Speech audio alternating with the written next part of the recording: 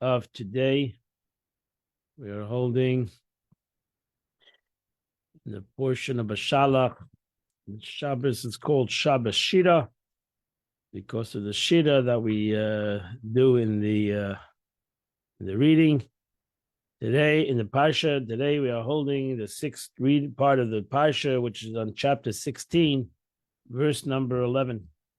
Vayidaba Hashem al Moshe Leiman, and God spoke to Moshe saying, Shemaitis lunas bnei Yisrael, I heard the complaints of the Jewish people. Daba aleim, tell them, ben aboyim techlu basa. In the evening, you will have meat. V'aboker tizbu lechem. In the morning you'll eat bread. V'yadaitem, you'll know, K'ani Hashem lekechem, that I am God, your God. Whatever came in the evening of Atal Hashlo, and the quail came, but the chasas amachne covered the entire camp. Hoisa shichvas atal ubabeker, in the morning, shichvas atal savla machne, and there was a layer of dew in the morning. There was a layer of dew around the camp. And Rashi says a shlo is a quail, is a species of birds that is very fatty. Hoisa shichvas atal. There was a layer of dew, meaning that the dew lay on the top of the man. But other places says when the dew descended, the man would descend upon it. So we must say that the dew fell on the ground, and then the man fell on top of it, and then dew fell on top of that man. So it was like closed in a box. Atal shichvas atal, and when a layer of dew evaporated, and behold, a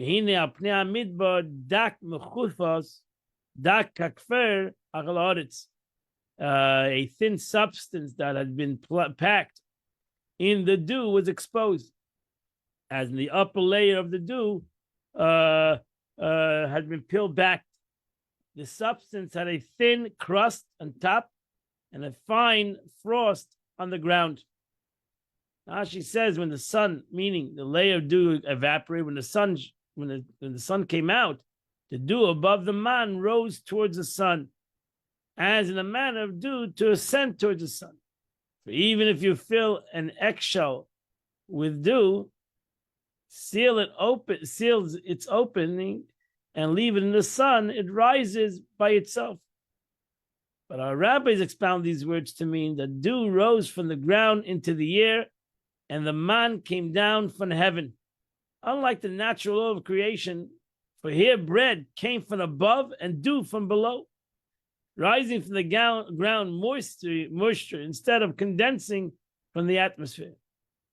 It's when the layer of dew rose, the man became revealed, and they saw and behold it over the surface of the desert. Dak, davar dak, a very thin object. Mechuspas means to be uncovered. But there's no other example for this word in the Torah. One may only explain mechuspas related to chafisa udistilskama, a container and a satchel, which we find in the Mishnah, meaning when the man was uncovered from the layer of dew that was above it, they saw that there had been something thin packed within between the two layers of dew. They couldn't see it until the dew went up. Onkelos translates mechuspas as mekalif, peeled, understanding to be related to mechashe palaven, exposing the white. Kakfer is jildi, in frost. The second dak in the verse, Onkelos translates that dak kagir, like a thin gear stone. This is a kind of a black color, as stated regarding the substance used for covering the blood. Hagir hazirinich. The gir, this is the chulin, the Gemara. Onkelos translation of the entire phrase is dadek kagir kaglida alara. It is thin like a gear, and lying congealed like ice upon the ground. And this is the meaning, dak ka'afad, flat and thin and solid like frost. Dak is tenvis in Old French, meaning that it formed a thin crust on top of the ground. The word kagir that Onkelos has in his translation is an addition to the Hebrew text and has no corresponding to the verse, to the word in the verse. Vayir b'nei Yisrael, the people, the Jewish people saw, Vayemru ish alachad, and each man said to the other, Manu. Manu, it's a provision. Because they didn't know what it was. Moshe Rabbeinu said, this is the bread which God is giving you to eat. Manhu means it's a preparation of food. As you find the pasuk in Daniel, the king Vayiman lehem hamelech, and the king prepared food for them. That means they didn't know what it was. They felt maybe there's something they can use for food. For they did not know what it was. They could call it by a name. Verse 16, this is what God has commanded. Gather it according to each man what he needs. You must take an omer per head. To the number of people in your house. So this name of measurement, it's like around it's like a 5 pound, 5 pounds, close to 5 pounds. An omer is like a 5 pounds of flour per person. Mispa nafshei seichem, the number of your soul, meaning according to the number of souls that each man has in his tent. So must the omer for each head. Yasu came in Esau, and the Jewish people did what they were told. That Moshe Rabbeinu said. And they gathered hamarbe v'hamamit, but some took more and some took less. Rashi says there were those who gathered much and there was those who gathered a little. But the situation was that when they came home, each man measured what he gathered by the omer measure. Self-understood. He had to gather according to how many people he had in the house to evaluate how much he's going to gather. When he came home, he realized that actually it took exactly what it was.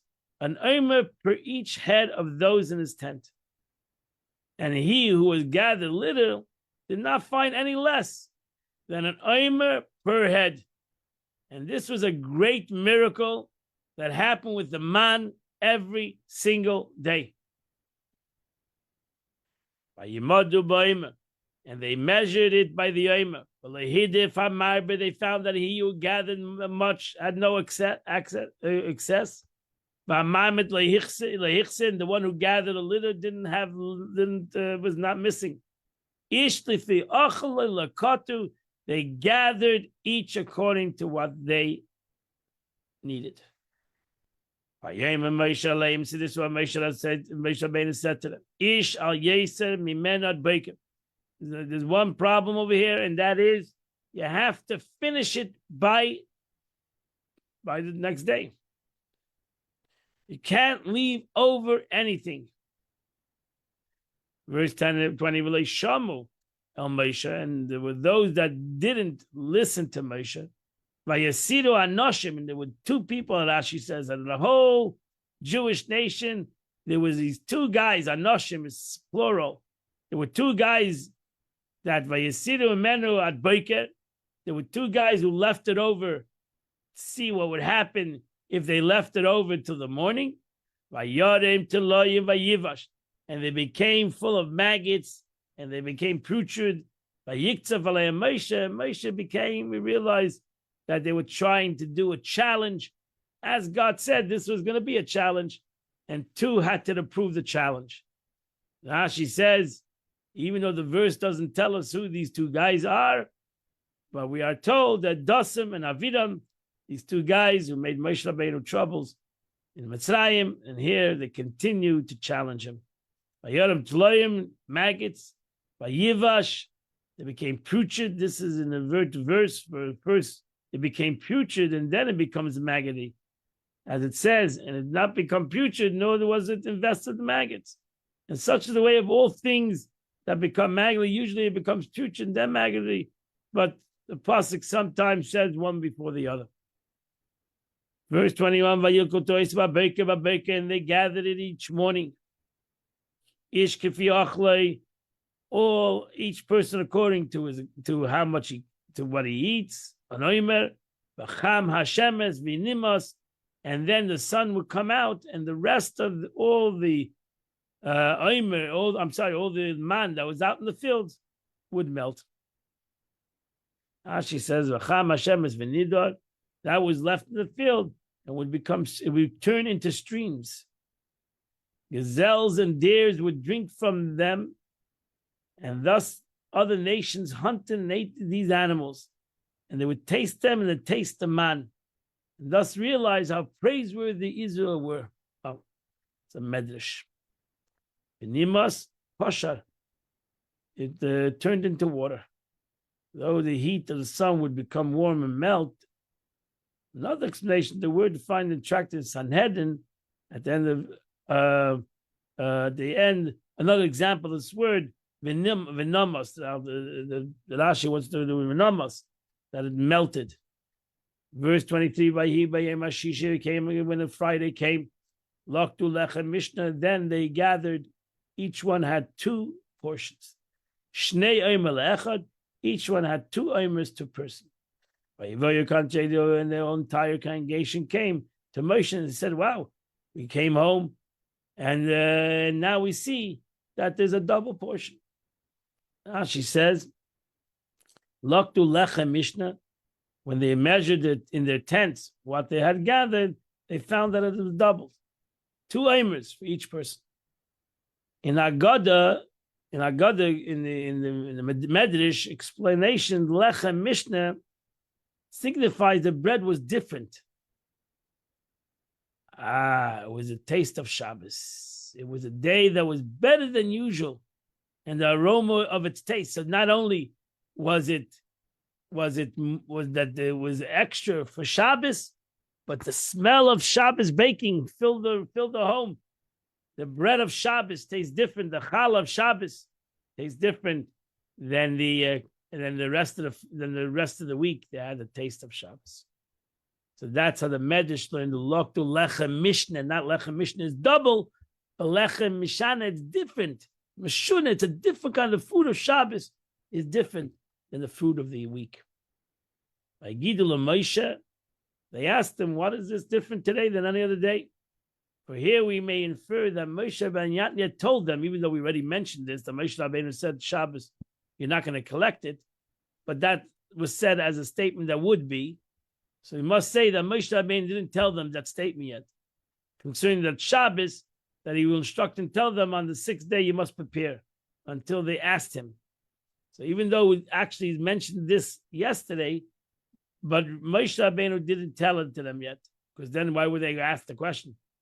He then said to them, this is what God spoke, that I have already instructed to tell you. Therefore, the pasuk considers him worthy of punishment. For God said to him, how long will you refuse and do not accept him from when the Abishah said, how long will you so to say do things that are not correct? And in that he added Moshe Rabbeinu, because God already told Moshe Rabbeinu this. And for some reason, Moshe Rabbeinu decided to wait until Friday. So the man started coming down on Sunday. Now Moshe Rabbeinu told them, they come on Friday, they collected, they went home, and they saw suddenly they have 10 pounds. And imagine if you have a family of 10, they have now 5,000 pounds, whatever. It's double what they have during the week. So they were shocked. And now they come to Moshe and say, what's going on? Is this another thing that's happening? So he said, this is what God told me.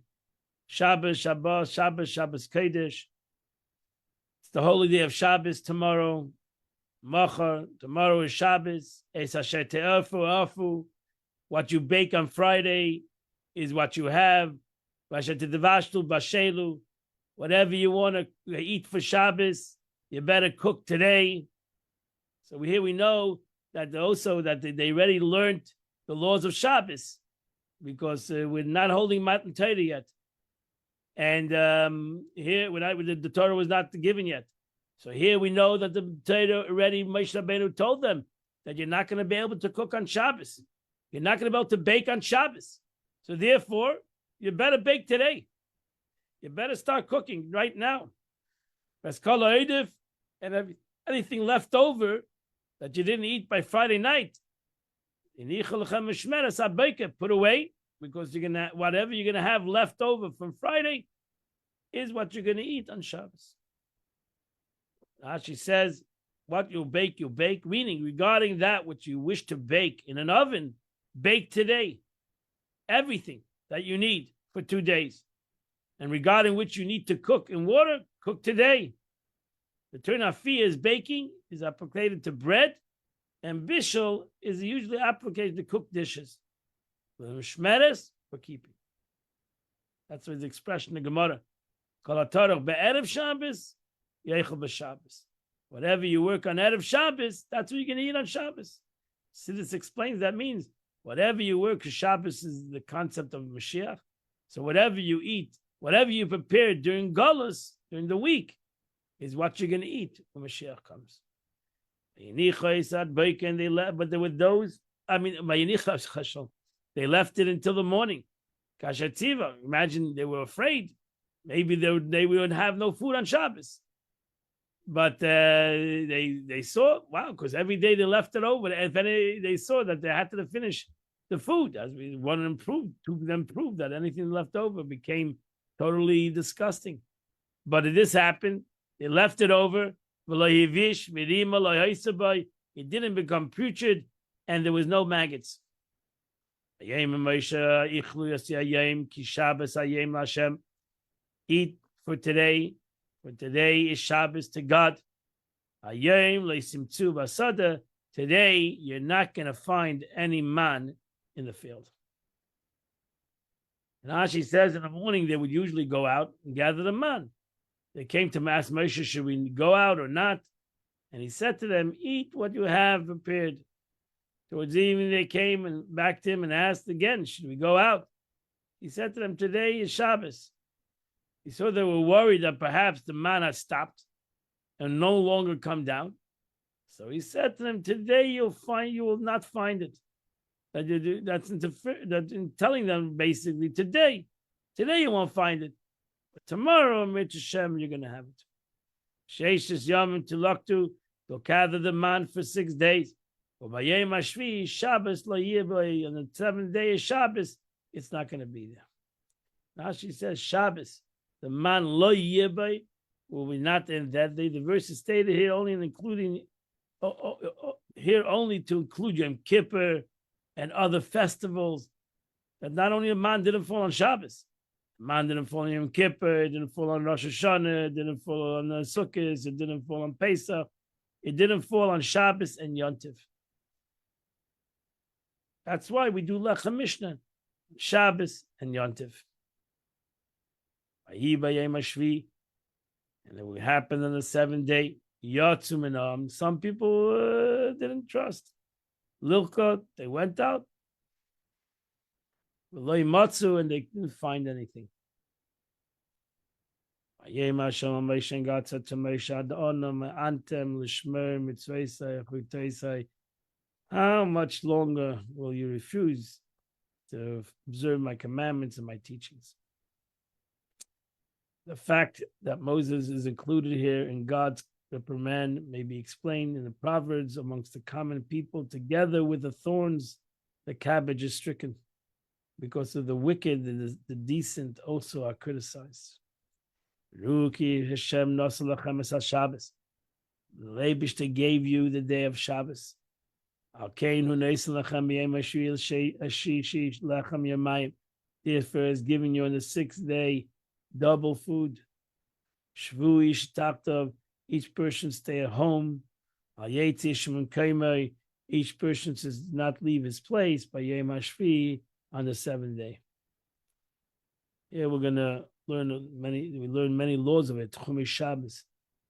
Now she says, in your eyes, that it will like look with your own eyes, that it is God Himself in His divine glory who is ordering you to observe the Shabbos.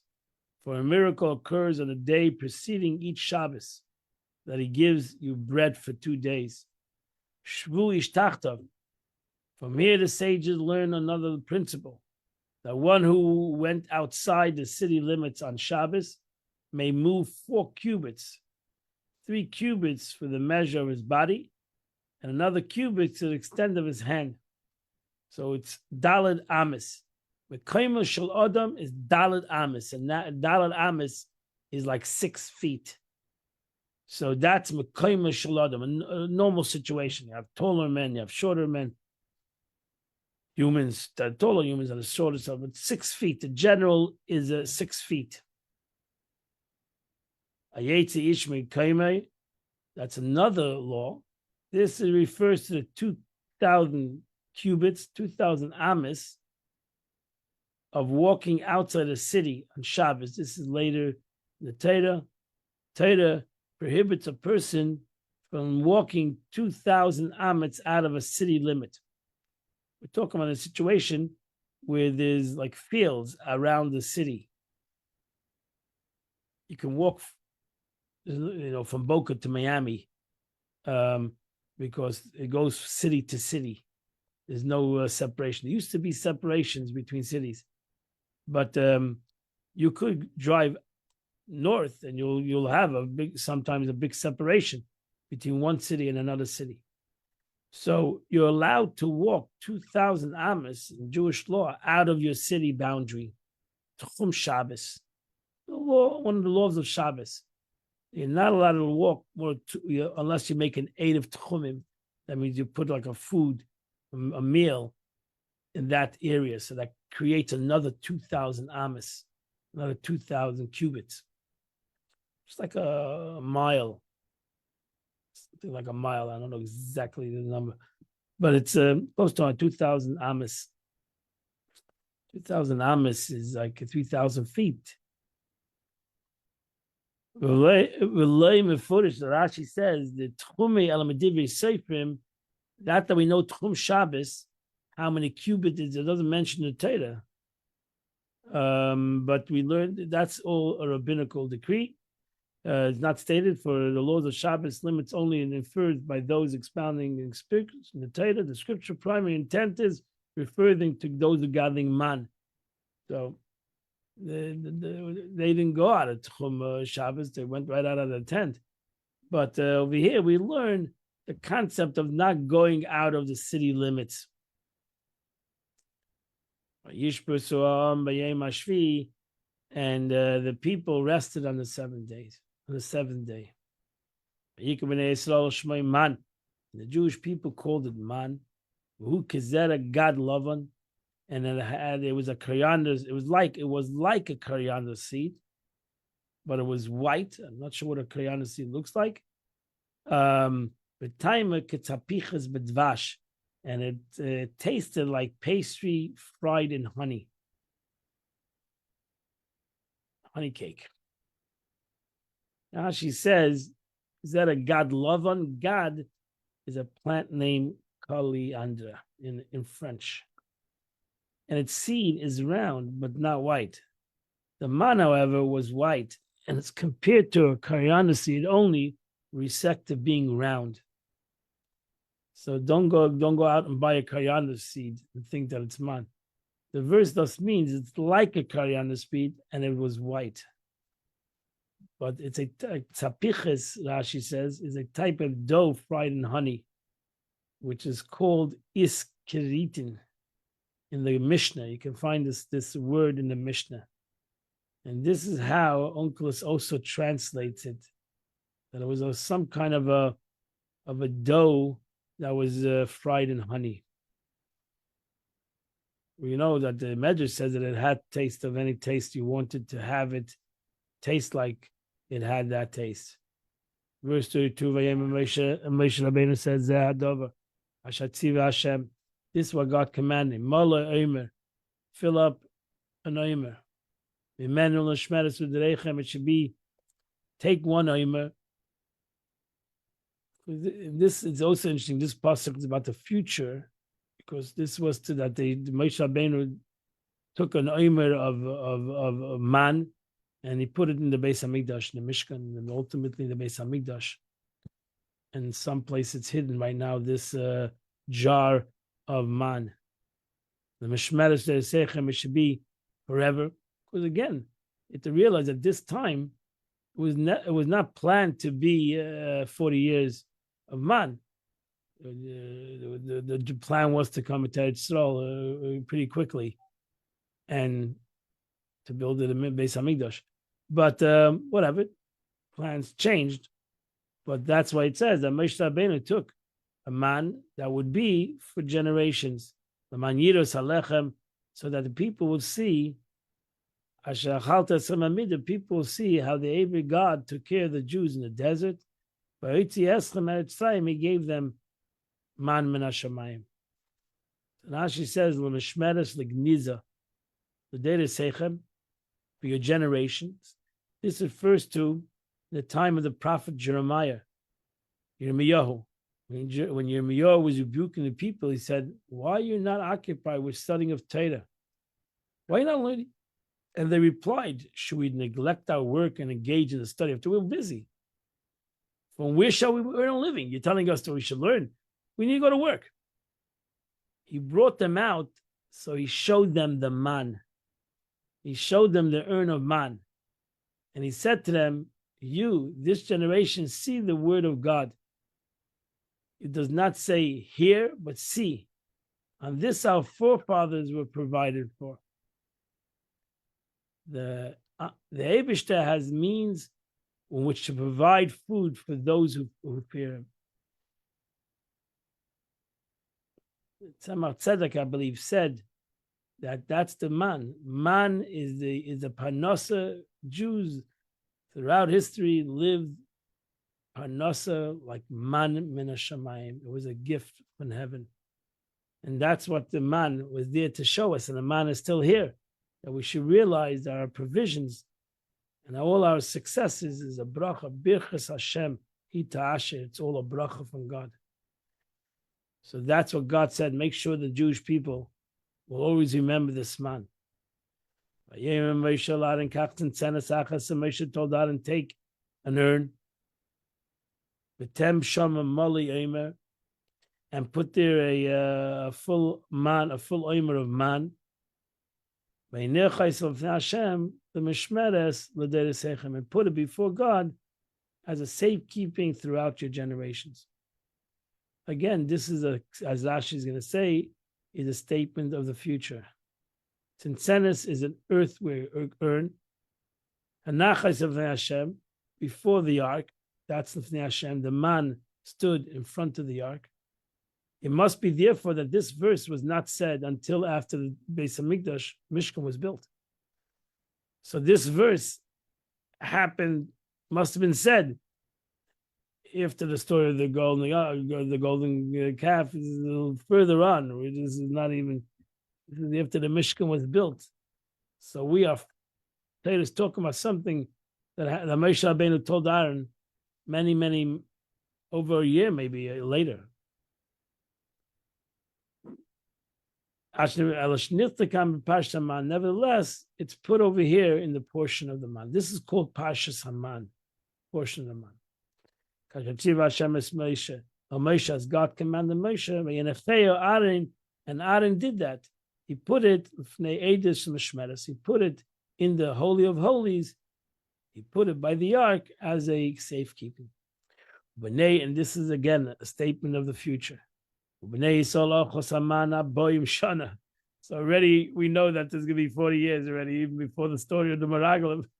So the Meraglim is Parshat Bamidbar. But already in this portion, we have already the 40 years.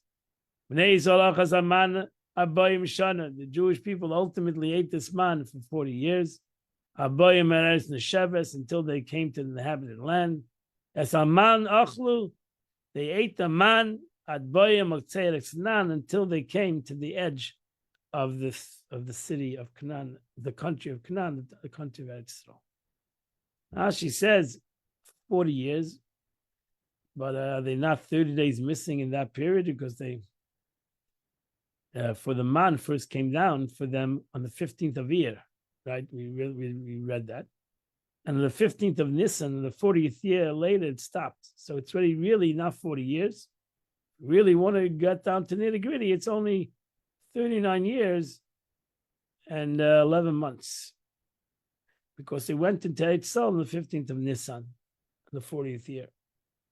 So 40 years later, it stopped. As it says, the man ran out on the day following the first day of Passover. However, this tells us that the matzah cake that Israel had brought with them out with them from Egypt, they savored the taste of the man. So that's why they called it man, because they felt that they already had this taste of man. They already tasted the man from the matzah that they brought out from Mitzrayim. It's the Sheves, Nasher, to inhabit the land after they crossed the Jordan. For only that land, which is on the other side of the western side of the Jordan, was settled Sheves and good. As it says, please let me cross over and see the good land that is the other side of the Jordan. So that's a Moshe Rabbeinu's plea. Onkelos translates Sheves Yisavate, which meaning indicates settled. So the edge of Canaan is at the beginning of the border, before they crossed into the Jordan, meaning the plains of Moab. Consequently, the phrase that previously seems to contradict each other. However, the answer is that the plains of Moab, where Moshe Rabbeinu died on the 7th of Adar, the man stopped falling. But they had enough food from the man that they gathered on that day until they brought the Eimer offering on the 16th day of Nisan, after they crossed the Jordan. As it says, they ate of the produce of the land on the day after the first day of Passover. So the man, at the end of 40 years, the man stopped to fall. We know the man stopped to fall. Everything stopped when Moshe Rabbeinu died, passed away, because everything ultimately came through him. The man, the water, the rock, the well of Miriam, the Ananei HaKavod. Moshe Rabbeinu passed away. Everything stopped. And the man stopped. But the Eibishter God made sure that they would have enough until over a month later. And an omer is a tenth of an ephah. So this is later. This calculation is important later in the Torah. What's an ephah? Rashi says the tenth of an ephah. An ephah measure is 3 sah, and a sah is 6 kav. A kav is 4 lug, and a lug is a measure of 6 eggs. Thus, the tenth of an ephah is equivalent to 43 1/5 of an egg of eggs. You have the calculation of 43 1/5 of an egg. This is important to the mitzvah of challah ultimately, that to do the mitzvah of challah, you have to have the equivalent of 43 1/5 amount of the egg of flour, which is a measure of flour required for the mitzvah of challah and for grain offering, and later on, all the we'll explain all the minchayos, which you're going to learn later on. So, Asira say, if you know, they have to know these. First of all, you should know these calculations. That's why it's everything's like to the egg, because these calculations are Torah calculations. I don't know if you're going to find it in regular measurements. A sah, and a kav, and a lug, and a beya.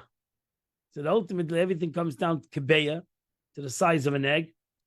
And there are 6 eggs in a lug, and there are 4 lugs in a kav, and there are 6 kavs in a sah, and there are 3 sah in an ephah. And then you can come up to the calculation of how much. And I say, I think it's around close to 5 pounds of flour. a woman here wants to chime in and say exactly the number. I don't.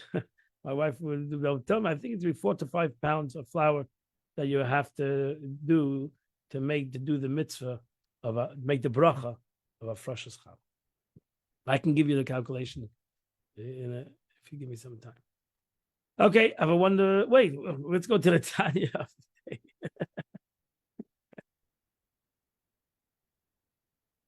So too much mashka last night. And chapter, we're holding in the 22nd chapter of Tanya as we journey into Tanya. In the previous chapter, the Alter Rebbe contrasted human speech to divine speech. He pointed out that human speech is marked by two characteristics. It reveals to the hearer and which was previously hidden in the speaker's thoughts. And that's very important. That's Baruch Hashem. That's what communication is. Communication is that the person that I'm trying to communicate knows what I'm trying to communicate. And I need to be clear when I communicate to somebody. Number two, the spoken word becomes a distinct entity. By human being, when he speaks, I speak for you. And now, if I speak for you, then I need to speak to something that you can take in, and you can ultimately become the next speaker and speak also. And it's a talent to speak, to be able to speak to somebody else, not a talent to speak to yourself. It's a talent to be able to speak to somebody else, to give somebody something. You're really speaking to give somebody something. But at the same moment, the second you're speaking, you're giving something to somebody else, and now it becomes his. So you might say that God's speech is the same thing. Comes down to them and says God's speech is one thing, but not the second thing. And that is because we learn what God spoke. We learn Torah. We just learn Chumash. That's the word of God. The words Mamish, the words of HaKadosh Baruch Hu. But even though God said these words, so to say, and we say it, but it still stays what it is. God cannot separate himself from the word. The Divine Shita cannot become separate from God. Because the word separation by God, is not a word when it comes to godliness. It's not a word. It only is in human terms the concept of separation, to separate something, to give something to somebody and it becomes theirs and not mine anymore. Because that's the humans. We are limited and we give things to others. And now it becomes others and it's not mine anymore. I have no connection, might have no connection to it anymore. Even in creation, we create children and they become their own entity. They don't need us to live anymore, Baruch Hashem. They can live on their own strengths and own capabilities, even though they come from us. That's the way the Eibishter created the normal world, the physical world. But by God, he cannot become separate. That is the main clinch over here, which is the concept of that the Eibishter never separates from the world. That's the whole thing over here. That's where we struggle with. Is God right here now or not? In essence, if I don't think God's here, then I think God has separated himself. So is God in this room right now? If I don't believe God in this room right now, that means that God walked out of the room. God, in essence, walked out. Is it possible God to walk out of this room? I can walk out of the room. But can God walk out of the room? If I truly believe God can walk out of the room, that means that God has separated himself from the room. He walked out of the room. He left the room. That's what people say. God left the world. He does not control. He created the world. He's unbelievable. He has still powers. He can destroy the world. He can bring floods. But he's separated. What does he have to do with the world? Because we are comparing, God forbid, God to humanity. And that you cannot do. You can compare God to the concept of the humanity where humans reveal themselves and God reveals himself, Baruch Hashem. God reveals himself. So we cannot become separate from God since nothing exists outside of God. God's word, even after being spoken and revealed, whether in creation or in prophecy, it doesn't make a difference, is thus still united with him and nullified, not only united with him, the word is nullified within him, for him, to the same degree that the word spoken by a human being is united with the speaker before he speaks. While the word is still within its source, the word has no value. The word to a human being only has a value when he speaks. To himself, the one word, what's one word? Why is it a value for a human being when he speaks? Because it's important to the other. To the person that hears the word, to the revelation of the word, the desire or the understanding that prompted the thought that ultimately produces a spoken word. What does a word have? Alter Rebbe explained this in length. In this chapter, Alter Rebbe goes on to say that since, after all, the Torah does use term speech, that's the reality. Vayom Hashem, and God said. You're going to hear this over and over and over. We heard it today. Speech. Vayom, and he said. Vayidaber, and he spoke. Over and over. You're going to hear this. The Apish spoke. Vayom, and he said. You ask a question. What does that mean? That's a famous expression. What the Alter Rebbe is going to say. The Torah talks in the word of humans. Vayom Hashem, and he said. That's what you brought up in yeshiva. Vayom Hashem, and the Eivish said. That's it. He said, like he said, Yankel said, Vayom Hashem, and God said. With regard to divine revelation, we must say, divine speech contains, in some extent at least, the second characteristics of the human speech as well. That it becomes separate from the speaker. Since the Torah talks in the human talk, then the Torah wants to tell you that it does become. You could take some analogy. It's not it, but there has to be some analogy because the Torah talks to a human being. The Torah wants that a human being should understand every word. So he explains that this is in fact so, but only with respect to beings created by divine speech. They perceive God's word that created them, and consequently also themselves, as being separate from God. This is especially the case with Klippa and Sitra Achra, which represents denial of God's unity. This is a deep concept, but let's read the Tanya. Let's listen to the words of the Alter Rebbe. I think that's the best idea. The Torah employs the language, human language. This is a statement of the Gemara. Rashi brings down this statement, and the Rebbe brings down the Alter Rebbe brings down the statement a couple of times in Tanya. Torah dibra kalosh b'nei adam. The Torah employs human language. Torah is not written in encrypted language, in language that is hard to understand. Torah talks in simple language that every human being can understand. From a child to an adult, to a simple person to a genius. And the Torah, as I said, says that these are the words of God. B'shem dibur, vayidaber Hashem, vayomer Hashem. And God spoke. He spoke, vayidaber Hashem es advarim ha'eila. Next week, he's going to say clearly, vayidaber Hashem es advarim ha'eila leimer. And God spoke these words, saying, Kidibur shel adam. You cannot say, that's why it's important, another expression that the Gemara, the Talmud uses. You can't, even though the Pasuk has within it deep concepts, the Pasuk means it's simply what it's saying.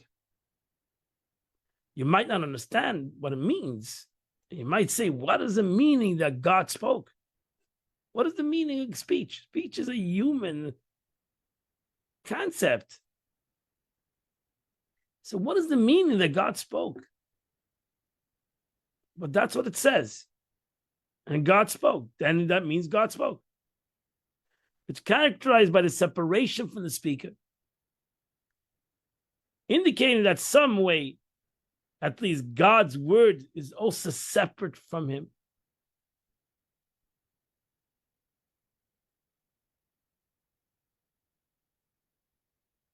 And this is the concept of how godliness can come into everything, even to something that is separate from him, so to say.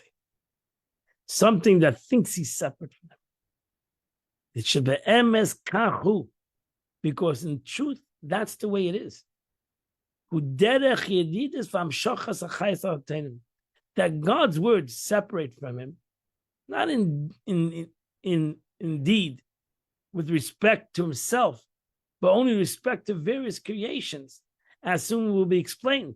And in this separation comes about by the descent and the flow of the life force to the lower planes. In a way, thank God that his word becomes a physical entity. That's how I am, as a physical person, can have a relationship because God comes into a word.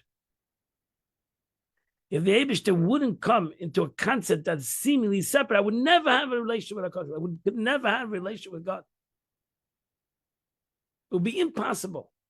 I have to be able to see that within the word is behind the word, but I first need to start off with the word. If I don't have the word, how can I go deeper? If there's no words to a human being, then there's no words and there's no beginning. So there needs to be the word. You're never to leave the word, because the word gives you everything.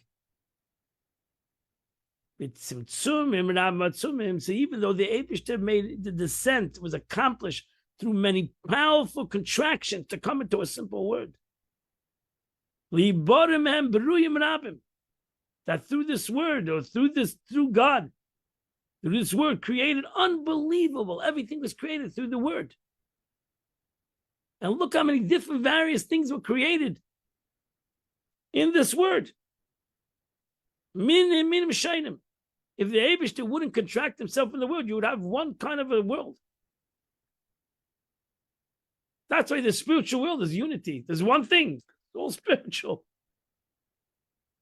The Eibishter wanted a variety in the world. He wanted an unbelievable amount of animals in the world. He wanted an unbelievable amount of trees. Unbelievable amount of different human beings. Because every human being is different. The Gemara says, in general, a printer or a coin maker makes one mold, and he creates millions of coins with one mold. The Eibishter created a human being. Every human being has a different mold. Every human being is different. From the beginning of time and creation till today, every human being that is in the world, that was in the world, that will be in the world, every human being is different.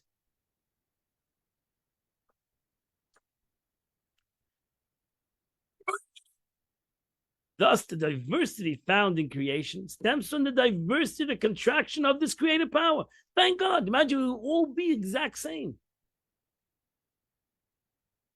Thank God the Eibishter created the world and it came down into a tzimtzum. And this contraction was the greatest revelation. Gave the capability for everything to exist and have their own identity.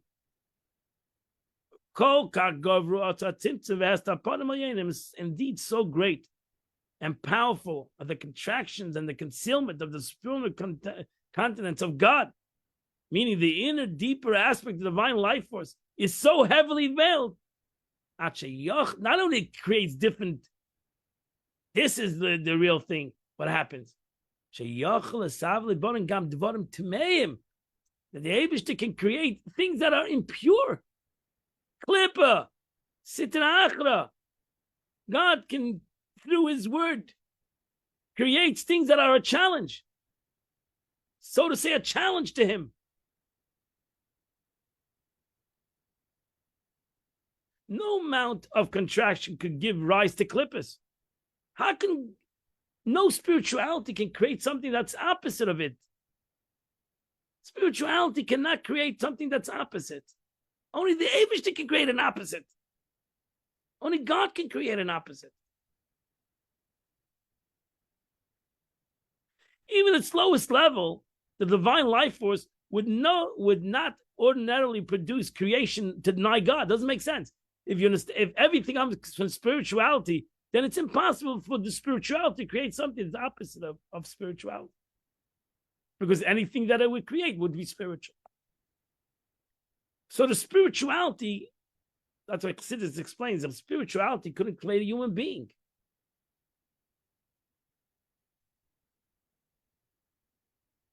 Created by God. Physicality needs to be created by God. That's why the essence of God is in everything spiritual and everything physical, because that shows true creation. God's creation. Its quality and intensity of tzimtzumim, rather in their numerousness that permits the klippa to become into being. That there can be a contraction and a contraction and contraction with that, so to say, God veils himself. We give a capability for something to be created that denies him. The Pharaoh, something created to go against him. Abish says A, and people do B. We just read in the Parsha. God says do, and they do the opposite. And nevertheless, the Eibishter gives them life. The Eibishter gives them, God gives them existence. And they still receive they receive their life and their existence from the word. The one who goes against God receives his existence from God. Like anybody else. Behest upon, self-understood, that it comes down through a contraction, but still, what's the difference? Whether it's something receives God from the face of God or something receiving God from the back, it's still receiving from God. And to God, there's no such thing as a contraction. To God, there's no such thing as a tzimtzum, as a contraction or hiddenness. And God can't hide from anything. So to God, it doesn't make a difference whether the person is the holy or the opposite, God forbid. He still wants a relationship with that entity, with that person. That's why the Torah, the second commandment, is you shouldn't have other gods. It's a very interesting expression in the Torah. It's really like a shocking expression. First commandment is, I am God, your God. The second commandment, don't have other gods. What it means, there's such a thing as other gods? How is that possible? But it doesn't mean, the Satan doesn't even make sense. Don't have other gods. There's no such thing as other gods. Chas v'shalom. How can even the verse say that?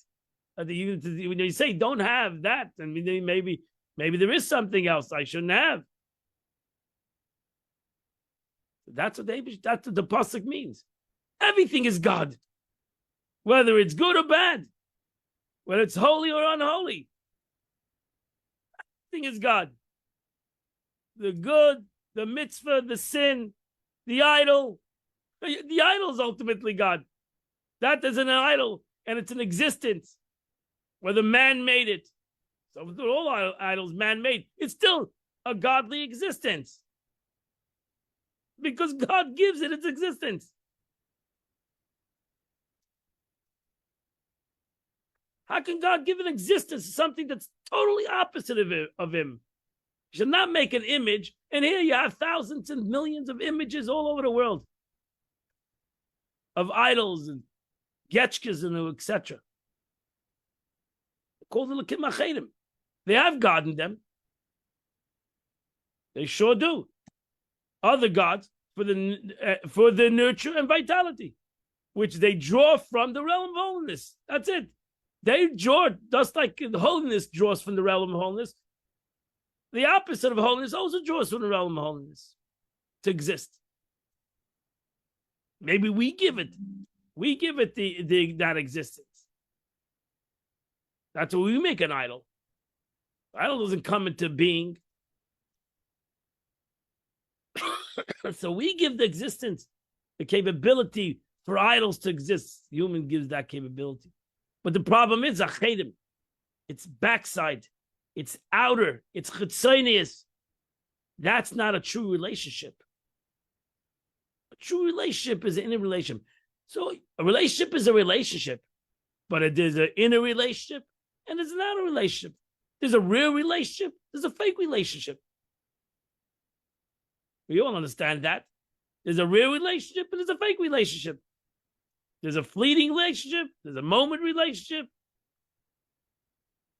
and then there's a real relationship. There's a panim, the face-to-face relationship between us and God, and between us and others. Ein bechinas panim. It's not an inner relationship. It's not something that God says, wow, this is the purpose. You got the purpose. You got the whole reason. You got the inner aspect of what you're doing and why I created it and why I created you. And bechinas achanayim. Or it can be the opposite. It can be achanayim. It's chitzonius. You're in denial. You're in the dark. You're there, but you're lost your path. You're going on other journeys. You're going on outer journeys that have nothing to do with the purpose of yourself, with the purpose of the world, with the purpose of creation. So the Alter Rebbe now goes on to explain the term, the continence and the hinder part as relating to divine will. As explained in brief, the explanation brief, the inner will is a direct, pleasurable yearning for the object of one's desire. An external will is one that it was forced upon them. I'm not really interested in it. I have to do it. For whatever reason, I need to have klippus in this world. The Eibishter gives life to klippus, gives life to evil. The truth is, we ourselves give life to that. Alter Rebbe explains, our thought gives life to everything that is negative. Stop thinking. You'll stop thinking these things. You'll automatically get rid of everything. Because why give it space? Why give it life?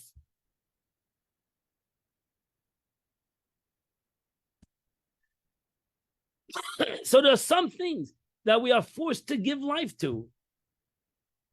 We are human beings. We're forced to give life, but hopefully they're secondary. For as a reason, some things the Eibishter is forced to give life to.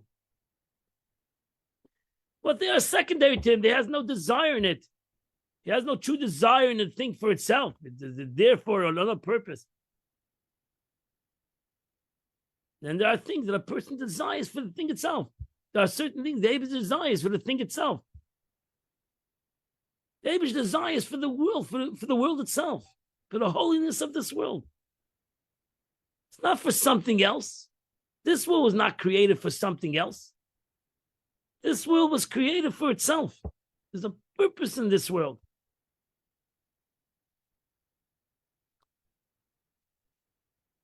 Yeah. External one that's forced to the object of the desired only the means to an end. That's the way Chassidus explains the difference between Kedusha, Kodesh, and Chayil. What is profaned and what is holy. Holiness is there for itself. Chayil is there for something else. And that's why you have to be hamavdil ben Kodesh to Chayil. You need to make a havdalah. You need to use your seichel to know that there's a difference. Even though I am in Chayil, I am in the mundane, but realize the mundane is there for to accomplish something. The mundane is not there for itself. A Jew should live in Kodesh. A Jew should live in holiness. That's what he really is. That he's a holy person. Every human being should live in holiness. Because that's his inner will. That's the inner will of HaKadosh Baruch Hu. But Sheishes Yamim Taved, 6 days a week you shall work. You got to get involved with Chayil. Gotta make a living, gotta pay the bills, etc., etc. All these are a means to an end. Fulfillment of inner will is not an end, is not as the end in itself. I'm sorry, fulfillment of inner will and not as the end in itself. That the fulfillment of one's inner will is what he's here for. And the meaning of a hinder part, is like a person who gives something to somebody unwillingly. He has to do it. He's got to give it to him. That's what it's called, lachad, on my back. I throw it to him, I give it to him, here, take it, I have no choice. For whatever reason, I need to help you. Because usually a person turns his face away because he doesn't like him. He doesn't like to look at his face. He doesn't like to have a face-to-face relationship. One bodily action expresses the feeling of his soul. When you can't look at each other face to face. Thus, when the act of giving is motivated by external will, the giver turns away his face, which is where the inner facets of one's soul expresses itself. So too, so the same thing. Again, the Torah talks in the way of man. So too in the terms when it says Yisa Hashem Panav Eilecha. May God show his countenance upon you. May God look at you face to face. Represents the inequality of the supernal will and its true desire of why God created me, and God is having nachas for me, and he's having pleasure for me because we're working hand in hand. I'm fulfilling what I was created for, and God sees that I fulfilled what I created for. He's happy, I'm happy, and everybody's happy. The Eibishter wants to give everybody from the realm of holiness. And truth is, anything that's the opposite of God, self-understood. Hashem. That's what's called in the Torah. It's a te'eva. It's an abomination to God. Asher Sanei, so to say, which he hates. But it's there. The Eibishter hates it, but it's still there. Because it's there for another purpose. Maybe we'll figure out the purpose. Maybe we won't. But it's there for a purpose. And the Eibush doesn't give this life force with real will. And his real desire that this thing should be here. Which God is delighted in. God forbid, why would God give any life force to evil, to things that are destructive? Why would he give it? Why would he have a desire into that? But it's the manner of one who does it unwillingly. He gives it to him for negative reasons. Merely to put the Eibishter wants that the wicked should know that there's truth in this world. That's your free choice. You want to be wicked? That's your free choice. It's self-understood. To reward a person, a human being, needs to have this concept of reward and punishment in a way, and God shows him this is not a reward and punishment. It is a cause and effect. You bring negative to the world, negative. You surround yourself with negativity. Negativity happens. Because the tzaddikim transform the negative into a positive. So therefore, the Eibishter gives them positive. You want to be a positive person, as it says, the Gemara says, you want to be happy, God says, I'll make you happy. You want to be sad, God says, gesundheit. Then you complain later why there's sadness. And this is what the pasuk means. Lakim achedim, that a person should not have other gods. Because they are acharayim, they're the hinder part, the rotzin elyon baruch hu. They are, so to say, called the hinder part. of God's supernal will. They're still there because God willed it, but it's the chitzonius of his will. It's there for another purpose, not there for itself. So they're both there because the God, so to say, willed it. And because God wants it to exist, that's why they're here. That's why they're here. You know, the truth is, God says to Moshe Rabbeinu, you're going to be shocked why Pharaoh continues. I'm hardening his heart. David says it very clear. And at the same moment, God punished it because he could have overcome. God still didn't take away his free choice. God hardened his heart, and God still didn't take away his free choice. In a way, when a person has the hardening of his heart, he should realize the great soul that he has, the great power that he has. If you have a struggle, if I have a struggle, I should realize how much potential I have. How much I can overcome the struggle. Because God doesn't give us a struggle we cannot handle. Because he gave us our potential, he gave us our struggles, and he gave it to us to prove it ourselves. Yea or nay. And therefore, ultimately, it's in my free choice. That's why, that's what he just said of me.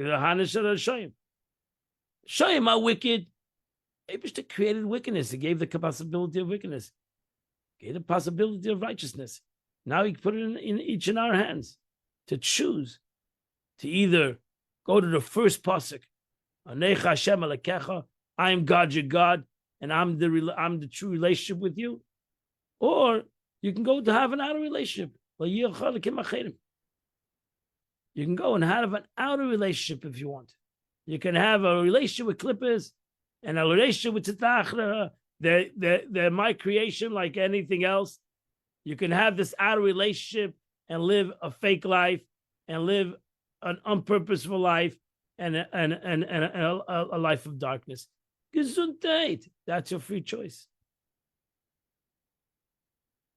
So we see that klippos are designated like kim achedim, other gods. That's what klippos are, other gods, because they derive acharayim. They derive from God. They come from God, but they derive it from acharayim. They receive it from the lowest and the lowest and the lowest part of it, and therefore they get it, so to say, thrown from the backside, so to say, a non-real relationship with HaKadosh Baruch. So you in essence, by doing something, dealing with things that are the opposite of Kedusha, you're dealing with things that have an total outer relation with God, which creates in our way our outer relationship with God. What a beautiful, beautiful Tanya. What should I tell you? Today is the 9th day of the month, which is chapter 49 to chapter 54 in your Psalms. Those 6 chapters, you do the Chitas of the day. The Rebbe writes today in the 9th of Shvat, the name of the Frierdiker Rebbe, the previous Lubavitcher Rebbe. He says, when my father concluded the entire Talmud for the 3rd time, the Rebbe Rashab, 5th Lubavitcher Rebbe, when he concluded the entire Talmud for the 3rd time, he said a maimon, he said a discourse on the subject of the meaning of a completion of the Shas. Ahadin is a expression. It's called a traditional Dvar Torah that a person says when he completes the Talmud. During the year of mourning of his mother, why this is written today, the Rebbe Tzanifka, the Rebbe Rashab's mother, my father concluded the entire Mishnah at the end of 11 months and the entire Talmud at her yahrzeit. So he learned the entire Talmud in that 1 year, that 12 months. My friends, tomorrow is Shabbos. It's also Yud Shvat, the 10th day of Shvat, which is both the yahrzeit of the previous Lubavitcher Rebbe in 1950, and the day of when the present Lubavitcher Rebbe became the leader of Chabad. throughout the entire world. And today that we come together to reflect on the previous Lubavitch Rebbe's two great luminaries who are buried together. And so it's an unbelievable day. The two great tzaddikim that we had in this world, in this century, that transformed the world, continues to transform the world. And the desire, as the Rebbe once said, that since I was 5 years old, my true desire, I felt my whole purpose was to bring Mashiach to the world and to take the Jews out of Gullus. That was his desire. And let us continue our march with the Rebbe and the Frierdiker Rebbe, all the Rabbeim. We learned the Satanya from the Alter Rebbe, all tzaddikim of all the generations that had the same desire to reveal godliness in the world, to elevate Jews to a higher level, to uplift Jews, to create in them a whole different dimension of the way they have in the service with themselves, in the service with God, in the service with each other. So I wish you all a good Shabbos, a wonderful Shabbos, and Mir Hashem, also Shabbos Shira, don't forget. This Shabbos is called the Shabbos of Song, because we read the Oz Yosher, which as Rashi says, is also symbolic to Techias HaMesim min HaTorah, that we know the resurrection of the dead is also min HaTorah, from the Torah. So let us hope that we merit to great revelations on this Shabbos, wherever you are. You know what? And we'll get together, Mitcham, on Sunday morning at 8 o'clock. We'll continue to learn the Chitas of the day. Have a wonderful and beautiful, happy, and a Shabbos Shir.